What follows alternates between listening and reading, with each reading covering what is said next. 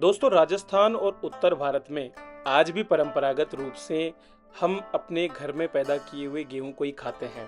हालांकि इस गेहूं को सुरक्षित बनाए रखना एक बहुत ही बड़ी चुनौती है, जिसका हमें सामना करना पड़ता है। पिछले कुछ सालों से लगातार हो रही बरसात की वजह से देखा गया है कि कितनी भी कोशिश करने के बावजूद अनाज में घुन लग जाती है।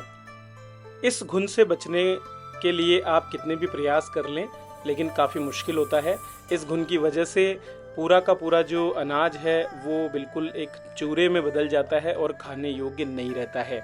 आपने जो प्रयोग किए होंगे उनमें आपने इनमें नीम की पत्तियां भी डाली होंगी। उसके अलावा आपने इसमें हल्दी पाउडर का प्रयोग भी किया होगा। एक और उपाय के रूप में आपने इसमें लहसुन डाला होगा, या फिर एक जो खतरनाक उपाय है जिसको हम सेल्फोस करते हैं, एल्यूमिनियम फास्फाइड, उसका भी प्रयोग आपने किया होगा। लेकिन अब मैं आपको एक और प्रभावशाली उपाय बता रहा हूं, जो है पारा टिकड़ी। ये बहुत ही प्रभावशाली भी है और इसके साथ साथ सुरक्षित भी है, अगर आप इसका सही तरीके से प्रयोग करना जानते हैं। तो इसके बारे में थोड़ा सा हम समझ लेते हैं। दोस्तों, ये जो पारा टिकड़ी है ये आपको 70 से 80 रुपए में मार्केट में इजीली अवेलेबल हो जाती है।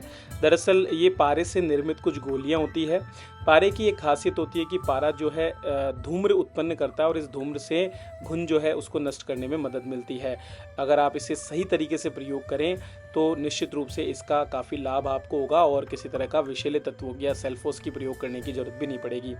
अगर हम इसको देखें तो ये पूरे सील पैक एक एयरटाइट बॉक्स में आती हैं और लगभग इसमें 30 से 40 के करीब गोलियां होती है, जो केवल पारा ही नहीं होता बल्कि पारे के साथ अन्य चीज़ों का भी मिश्रण होता है। हालांकि इसे बच्चों से थोड़ा दूर रखने की जरूरत होती है, क्योंकि बच्चे अगर इसे सीधे निगल लें तो ये नुकसानदायक हो सकती है।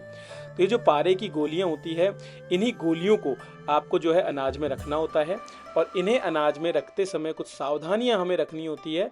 और वो सावधानी क्या है कि आप जब इसे अनाज के बीच में रखें तो आप इसे एक पोटली में या रुई में बांध करके रखें, ताकि एक तो हमें जब हम उस अनाज को साफ करें तो ये पता चल जाए कि वो कहाँ पर है, और इस तरह से उसे हम अलग कर पाएं और फिर उसके बाद आप आसानी से इसका प्रयोग कर सकते हैं।